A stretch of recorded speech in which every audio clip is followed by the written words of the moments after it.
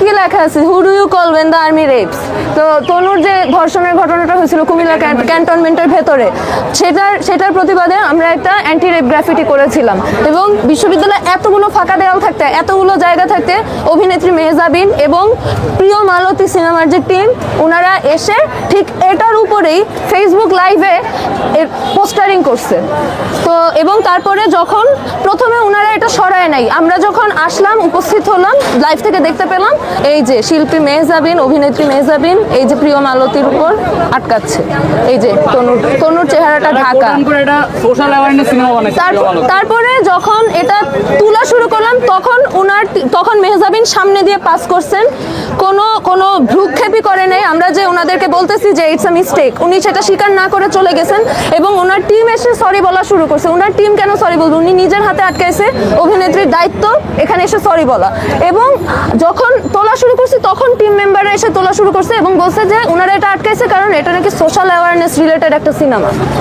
কেমন সোশ্যাল অ্যাওয়ারনেসের সিনেমার poster anti rape গ্রাফিটির উপরে আটকায়? তো এমন সেন্সিটিভ একটা টাইম দেশে যেখানে প্রত্যেকদিন রেপ হইতেছে, খুন হইতেছে, সেখানে একটা অ্যান্টি রেপ গ্রাফিটি মুছে দেওয়ার মানেটা কি? এটা তো আমার কোনো উদ্দেশ্য প্রণোদিত না মনে হচ্ছে না। ওনাদের এত সোশ্যাল অ্যাওয়ারনেস কারণে সাথে সাথে আসে যায় না, সিনেমা বানাইছে একটা বিশাল 30 জনের প্রোটোকল নিয়ে শোডাউন। ওখানে লেখা আছে লিঙ্গ নয় বিবেক জাগান, ওই লেখাটার উপরেও উনারা পুরো লেখাটা ঢেকে পোস্টার সাটাই দিয়ে চলে গেল। এবং উনি নিজে, উনাকে যখন বললাম যে এটা কেমন কাজ, উনি নিজে প্রোটোকল নিয়ে চলে গেল। পরিকল্পনা নাকি মূর্খতা ওনাদের? মূর্খতা, মানে এখন প্রথমে বলতেছে এটা সোশ্যাল অ্যাওয়ারনেস রিলেটেড সিনেমা তাই এটার উপর আটকাইছে। যখন এই যুক্তিটাই টিকতে পারলো না তখন বলতেছে যে উনি যখন এখানে এটা ধরছে তখন উনি খেয়ালই করেন এই জিনিসটা।